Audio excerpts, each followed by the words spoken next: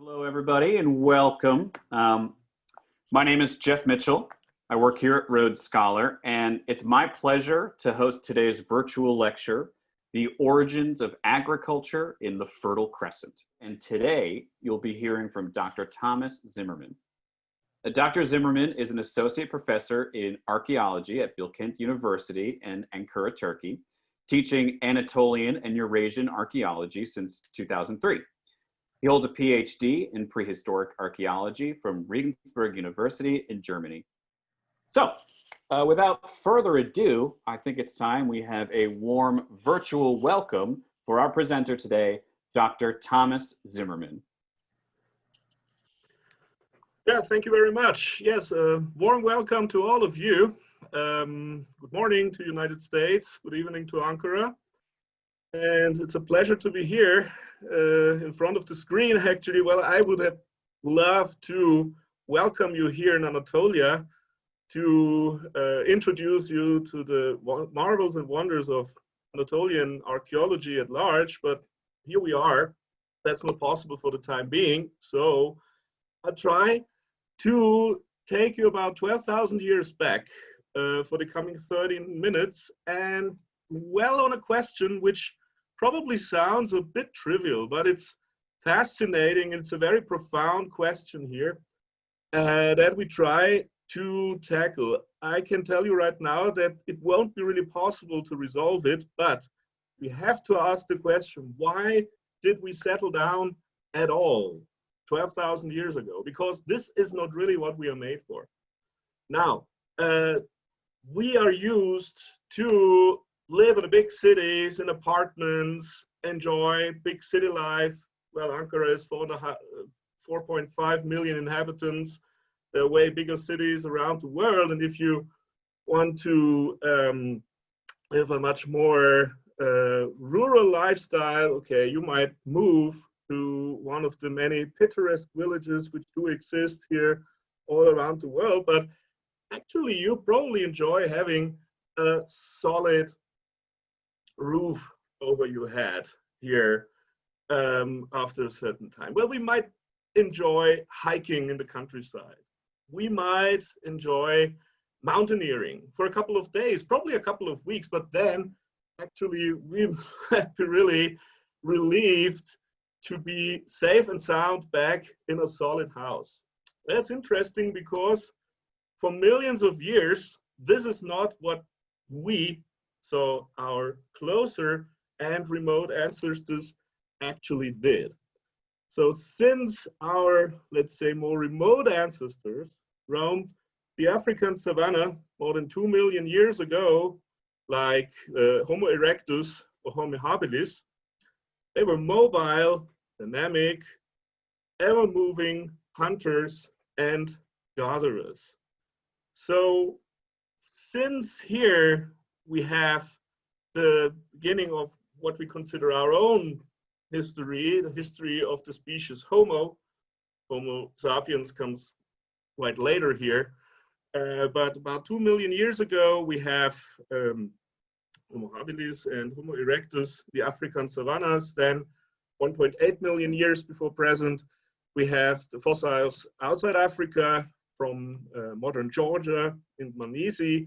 And then here, well, until the very end, we are, as a species, mobile, nomadic hunters and gatherers indeed. That applies to our, let's say, a little bit closer cousins here, the Neanderthals. And it also applies to another cousin of ours, which we discovered about 10 years ago, 11 years ago, the Denisovian. And it applies to, well, Homo sapiens here and our closer cousins, Neanderthals. So we are made, ideally made actually, for a mobile, active, dynamic, ever-moving lifestyle. So hunting and gathering, moving here in a certain region on a seasonal scale, specializing in hunting wild game, in collecting wild plants and foods. That's how we thrived, and that's what we are physically made for best. Well, there are still nomadic populations on this planet, but they're very, very few in number, and they get fewer and fewer. 12,000 years ago, so 10,000 BC, world population was about 4 million people, and they were 100% nomadic. The latest census about, I think, 2016, where we have approximately real nomads numbered about 220,000. That's not even a city district in Ankara. Very, very few indeed. So what happened here? What happened around 10,000 BC? Well, there are some straightforward answers one can give there, and there are some answers which are not possible, or issues which are rather complicated. Now, the straightforward thing is that we have the end of the Ice Age and the beginning of the modern climatic period. So the end of the Pleistocene and the beginning of the Holocene climatic period. So around 12,000 BC, the climate starts to change. It becomes warmer, more precipitation, more rainfall. Then there's a sharp drawback, which we call the so-called Younger Dryas event, where it becomes again very cold and very dry. And then finally, the climate stabilizes. And with its own minor and major fluctuations that we experience, or that our ancestors experienced, but since 12,000 years, we are experiencing the Holocene climatic setting, which means it's warmer, more precipitation, the ice sheets retreated much further to the north, to the south, but for the northern hemisphere, it's important to note that larger portions of what's Europe and Eurasia, which were not accessible for hundreds and thousands of years, are now freed of the ice sheet and allowed for human and animal communities to thrive there. Okay, is this a reason to settle down? The answer is no, absolutely not. In fact is, and something that I'll talk about here in the coming minutes, that this happens only here in what we call the Fertile Crescent. So a region here which encompasses the southern Levant, the Levantine corridor here, so the eastern Mediterranean with nowadays Israel and parts of Syria. Then we have the northern Syrian plains, parts of what's nowadays southeast Anatolia, and here it stretches all along the Zagros Mountains in what's nowadays modern Iran. So only here, human communities started settling down. Of course, the climate, the weather also gets better in other parts of Europe, in other parts of Eurasia. So more food, more precipitation, much richer flora and fauna that one encounters here, but human communities remain hunters and gatherers. They remain mobile, and they do not change their lifestyle. Why should they? It's something that was very successfully pursued for hundreds and thousands, technically millions of years. And only when the Neolithic, several thousand years later, arrives at a ready-made package here in what's nowadays Central Europe, Western Europe, and Scandinavia and the British Isles, then hunters and gatherers are either fissioned off, massacred, or they assimilated. That's what we see from the archaeological record. So why did human communities settle down here? There are several theories, but none of them has a very good explanation. One can think about overhunting of wild game, which was a very integral part of the subsistence of these hunting and gathering communities, that they had to look for something else. They had to look for an alternative way to secure their food and to secure their next of kin. But it's only one idea out of many others. Fact is, it only happens here, and after a certain period of time, there is no turning back. What I want to introduce you now are some of the earliest evidences for sedentary life, for the earliest sedentary communities that we have here in what's nowadays the southeast of modern Turkey, with the Euphrates and the Tigris rivers as the life-giving streams in this region. And what you're going to see here in the coming minutes is a site named Kertük Tepe. It dates back to, the early 10th millennium BC, 9,800, 9,700 BC, and it's probably one of the earliest, eventually the earliest village that we could call a village in early human history or prehistory.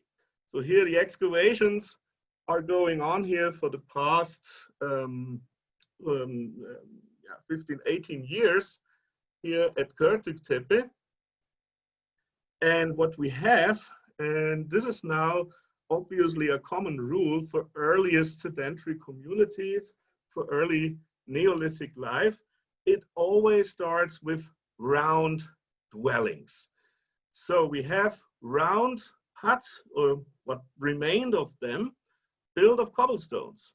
So these are not flimsy shelters anymore. These are not simple tents anymore, which are pitched, and then a mobile community resides there for a couple of days or a couple of weeks, probably a bit more than a month, and then they move on. But here we have solid buildings. So we have cobblestone walls, round buildings, and then some of the details here are still as fascinating as they are puzzling, because we have a tradition that starts with Neolithic life, with sedentary life here after 10,000 BC. And it's a tradition to bury the dead, to bury the deceased next of kin inside the building, inside these round dwellings, these round houses. So what we have here is, in this slide that you can see on your screen, is a burial inside the building, and this burial is covered with sherds of crushed stone vessels. Now that's also an important feature of the earliest Neolithic that we have here in the Near East. We have no pottery yet. There is no pottery, but vessels, containers made of roundstone, made of chloride, made of hematite, and eventually made also of marble. And these vessels are crushed and put here on top of the buried individual. The buried individuals themselves, well, they were treated in a very special way. Now, not to go too much into detail here, it's a bit repelling, but you might imagine the trouble that you have if you bury someone inside a closed space. So the reek of putrefaction is at one point unbearable. So something special was done to these individuals. They were excrenated. They were first defleshed, and then the bones were plastered. They were plastered with a layer of plaster and painted. Here, only few remains could be detected, but this is the way how the dead are treated. And actually, this is a tradition which lasts for several thousand years. The concept of an extramural cemetery, the concept of a cemetery which is away from the settlement, which is a separate installation, this comes only much, much later, probably not earlier than the 4th millennium BC here in the Near East. So the dead were buried right underneath the feet of the living. Just a few impressions here of these stone containers, the stone vessels here from the site. So we have here a variety of motifs. Most of it's just geometric decorations, but we have also some sketched animal motifs like this gazelle that you can see here with these large horns. Then we have, of course, tools and weapons, these stone hammers here, which were mounted on a rod or a stick to be used. And then we have a variety of jewelry items which the dead were adorned with, together with this still enigmatic stone and bone plaquettes, where we have carvings of something that looks like embryos or larvae of insects. So this starts here with the earliest Neolithic. This starts here after 10,000 BC, 9,800, 9,500 BC. Excavations are still going on there. In this small, kind of village site at Göttingen Tepe. There are quite a few other settlements which are of a comparable age, but here Göttingen Tepe is quite well preserved and gives indeed very fascinating insights into a very complex burial rite at the very beginning of sedentary life, with a very special treatment of the dead and a very special interment of deceased persons here inside the buildings of the living. So personal ties, family ties, and the idea of tradition and of family lines seem to have been of great importance here in this age. Technically, what we have in terms of arrangement of these early Neolithic villages is more or less the same as we know from earlier hunter and gatherer sites. So we have round structures, open workspaces, but with the important difference that now the buildings are solid and intended to serve their purpose for a longer period of time.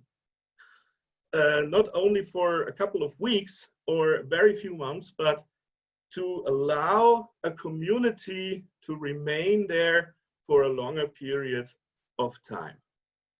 Another site that I would like you to introduce you to in this very short time frame that we have here is a site that you probably heard of already, because it's all over the place. It's in the press. There's documentaries about it, and all kinds of also fringe theories what this place actually is.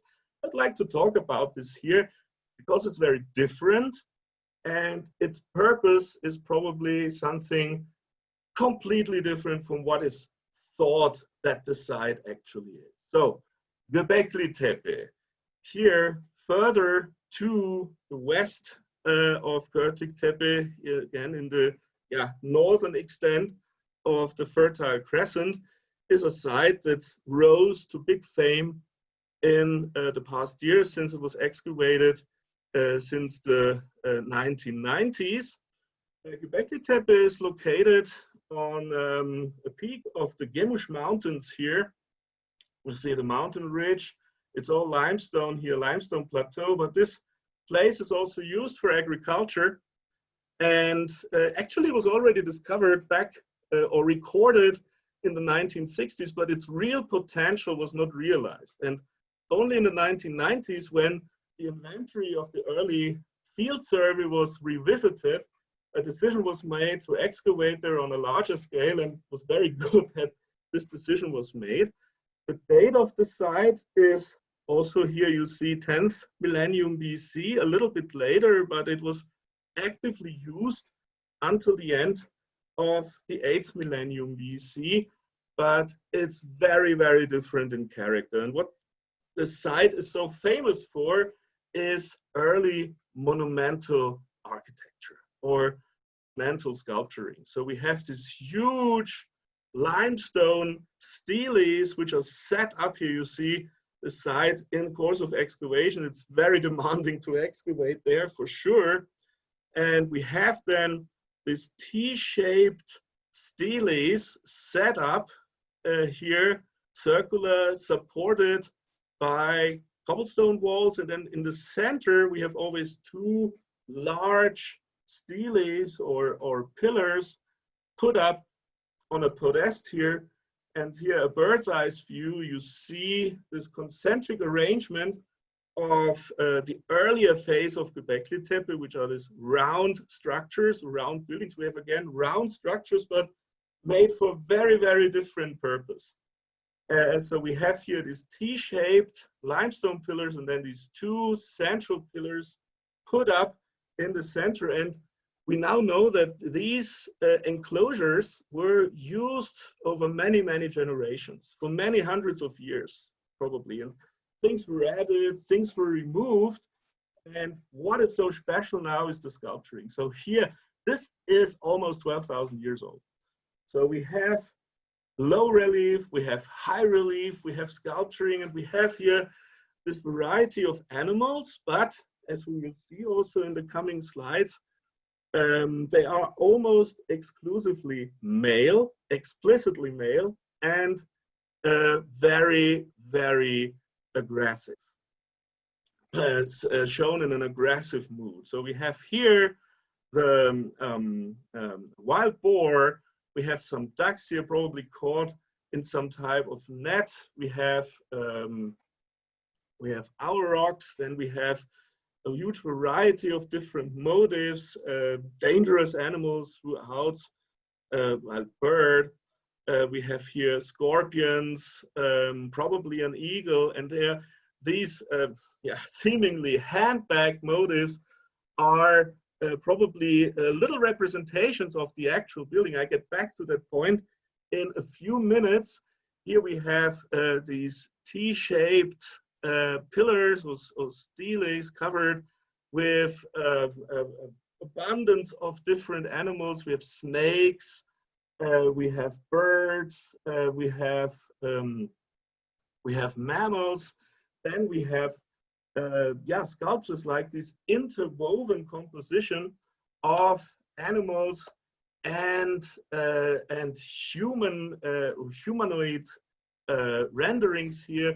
This is one of the central T-shaped pillars excavated, complete here with this podium peopled by ducks, by water birds.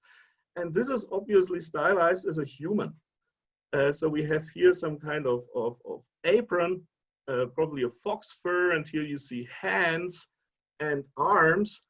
However, these animals, as I mentioned already, are shown in a very aggressive manner, and they are normally rendered as male.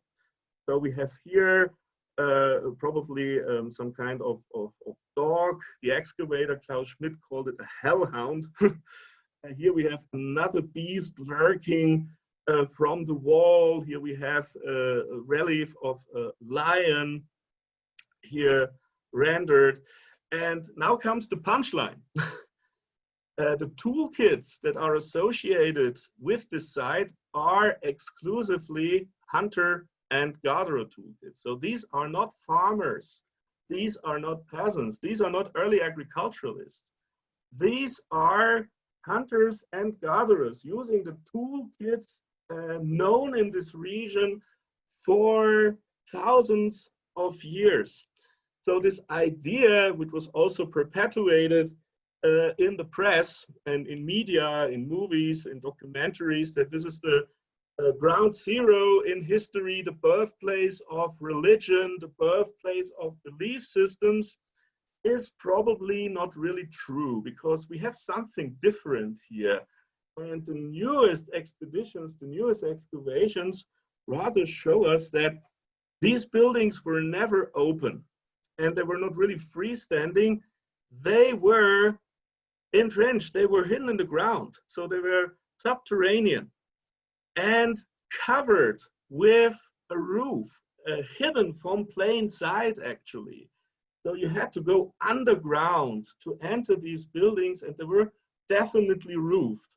This is what we now know for the past years, and obviously hidden from plain sight.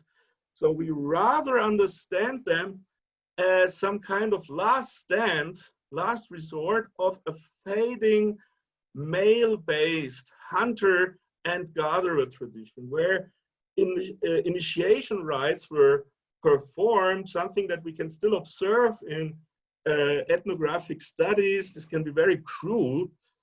These rite de passage or coming of age rituals, which are celebrated here amongst males, especially. So it seems to be an entirely male-based world here, the world of a fading hunter and gatherer tradition, which have their, let's say, last stands, where they celebrate their maleness and probably do some initiation rites, show wild animals, telling horrifying stories, and the youngsters then have to perform tasks here to show their bravery. And in the past years, it turned out that there are more of them. So Göbekli Tepe is one that is now very well excavated, but there's still lots of work to do at this site. Then we have more of these sites here in the vicinity, which are known mainly through to field service. There's a new excavation here starting at Karahan Tepe, but there's much more to discover here in the coming years. The Neolithic world, in terms of its iconography, in terms of its scope, is a very different one. And it's a very painful world, actually. Painful in terms of that it is a toilsome work. To start a completely different economy with all the troubles you're confronted with. You have to change your lifestyle completely if you settle down. You have to plan to the future. You have to find a response being exposed to microclimatic changes. You have to find ways to store your food, to secure the nutrition of your village community. And this goes along with many, many other troubles here, also including diseases and including contagious zoonotic diseases, which one of them we have to fight with at the moment. But that's a bit of a different story. I will be happy to share with you in a week, where we'll talk about, the Neolithic life being a peaceful and romantic world, or probably completely the opposite. A world with lots of trouble, with lots of illness, and unfortunately also lots of violence. Thank you very much. That's it for now. And I believe there will be some questions for me. Thank you. Thank you very much, Thomas. That was great. We are going to start our Q&A session now. We did get a few questions from a few people who are wondering, with the round homes, what were the roofs made of that were able to support them being completely underground? So we have now evidence, strong evidence that we have some kind of wooden framework which supported flat stone slabs in some type of dome structure. It's a dome structure. So when excavation started there in the late 1990s, it was widely believed that these were open air structures, where also the sky could be surveyed. And there are some theories that this might be early observatories or somehow related to astronomical observation. It's all wrong, because this was never open. So we have a wooden framework which is supported by these T-shaped pillars, by these T-shaped steels, and then we have some type of combined stone, slab, and plaster construction, which is some kind of domed roofing there. And we now know that in some cases these round structures could only be entered from top. There's one which has some kind of underground gangway into the inner structure. but they were basically hidden from plain sight. And was the significance of the buildings being round solely so it could be supported underground, or is there any other particular reason they were round? Well, most interestingly, any type of solid structures that we have after 10,000 BC is always round. So sedentary life, or this kind of intermediate period with this last stands of hunters and gatherers using, oops, sorry, there's timer. Okay, so I minded the 30 minutes here. This last stands of hunters gatherers, which are using also techniques here of building structures, but not to serve as farmhouses, but just as gathering spots. It's always round. So also in Syria, in northern Cyprus, in southern Cyprus also, Neolithic life always starts with round structures, and it's probably related to the hunters and gatherers tradition. These are the same people, actually. These are the same people who live in these regions for thousands of years with their traditions, with their tales, with the oral, not really poetry, but certainly also tales and mythologies. And they start using round structures the way they knew it from the time when they were still moving around a lot in the Pleistocene period.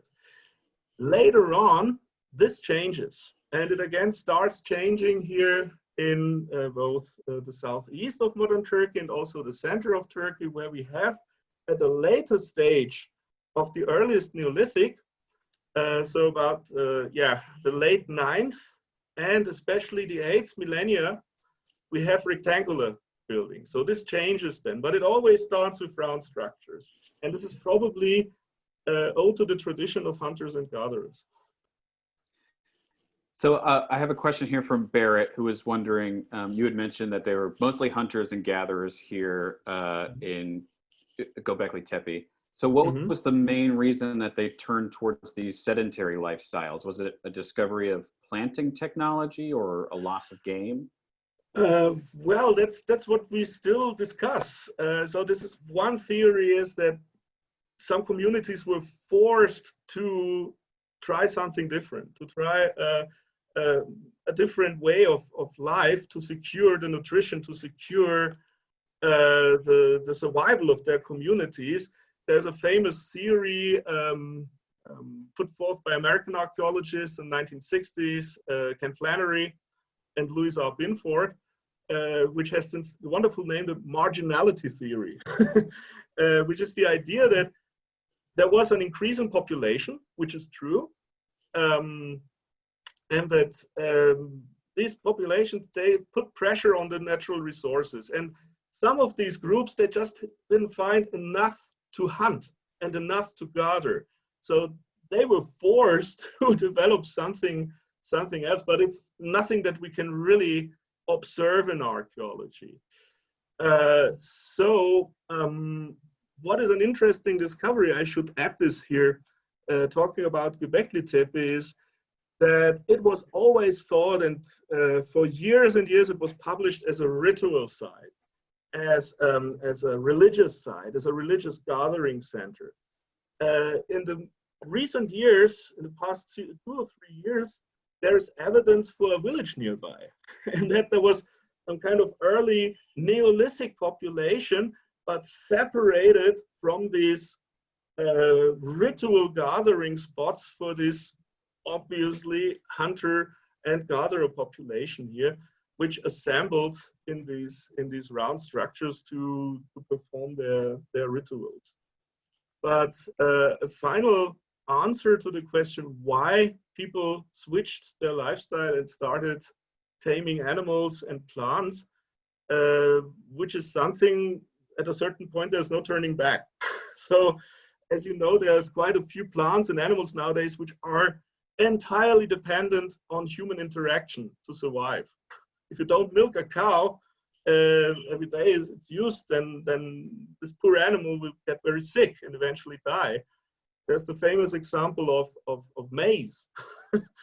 which we only know in its, let's say, genetically engineered shape, and no idea how wild maize ever looked like. But this was done in the Americas, of course, but it's a famous example. So this is what we did for the past 12,000 years, and it's, of course, almost impossible for us to imagine a different lifestyle. But this comes with a big price, with illnesses, with nutrition shortages, with all kinds of nasty diseases. But this is something, as I said, that I'll talk about in the next meeting next week. I have a question here from Raymond, who is wondering, at what point historically do we see the initiation and or expansion of tribalism among these people? Oh, in terms of social structure, social complexity, probably. Well, what we can say is, and the archaeological evidence is a very different one for the hunter and gatherer groups, but it seemed that they had a very, very complex social structure. So it's not that further complexity in terms of a greater variety in mythology, a greater variety in artistic expression booms with the Neolithic. Definitely not. So we have especially in the final Pleistocene periods with the famous cave sites in France and Spain, and of course the Venus figurines and early art since 40,000 BC, evidence for a very complex system of thought, of mythologies, of tales, but there's of course no written evidence. What changes, of course, here with the Neolithic, talking about tribal organization, is a very different type of social structuring. And actually, male-female dichotomies and the like, this,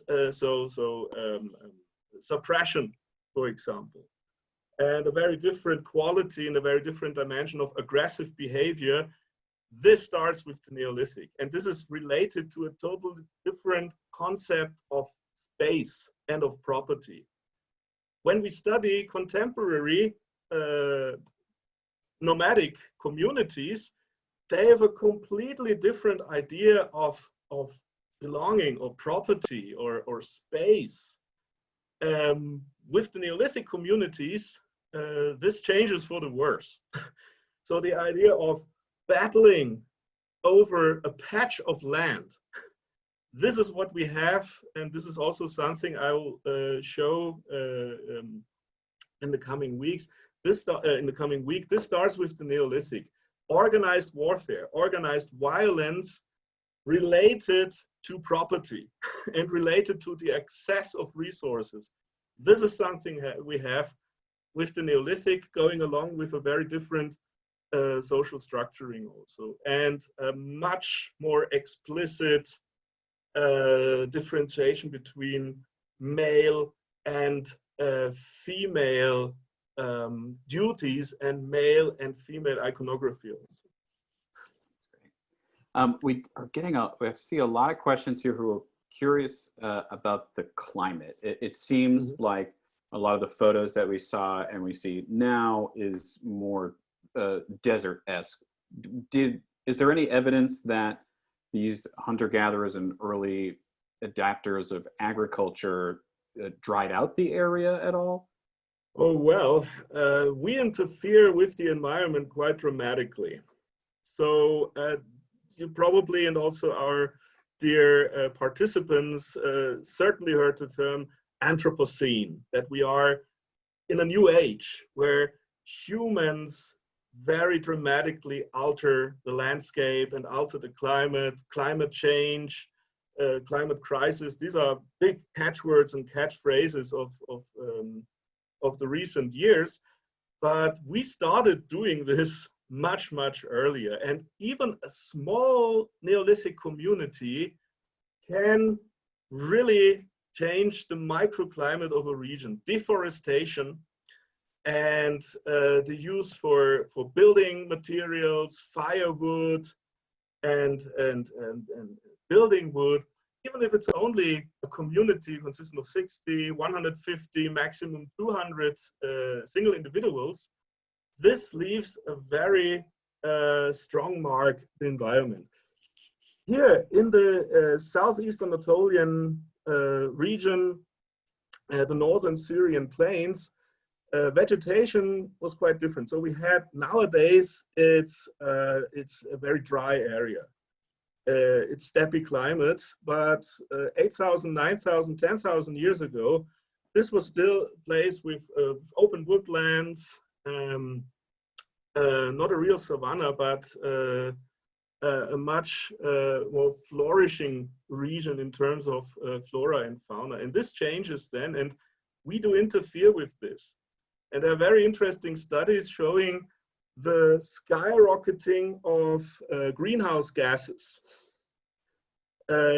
which is of course a big topic and something that we always associate with 19th century and industrialization. But this starts much, much earlier, and it starts when humans start domesticating animals and start breeding them, selective breeding and multiplication of animals. We have then a very strong record of methane and carbon dioxide, which starts actually 8,000, 7,000 BC. Well, Thomas, I think we have time for one more question. We have a question here. Frank is wondering, are there any parallels between the development of agriculture here in the Fertile Crescent and such development in other areas of the world? Well, thank you very much. That's a very good question. Now, we have no earlier evidence for any attempts to change the human economy so profoundly. So it seems that it really, really starts in the Fertile Crescent and is then disseminated first to Eurasia and Europe. It starts then also later on in the Pacific region, in Asia. So we have currently no evidence that anywhere in the world we have, let's say, independent development of this type of enduring domestication. However, there are other things in archaeology which are still puzzling to us. And just to give you one striking example, pottery. We didn't see any pottery here because there is still no pottery. We only have stone vessels in this early phase, probably for the reason that these early communities, they probably left some kind of back door open in terms of if we have to move, we have to move. And if you have to carry stuff with you, stone containers are much better than pottery, which breaks very easily.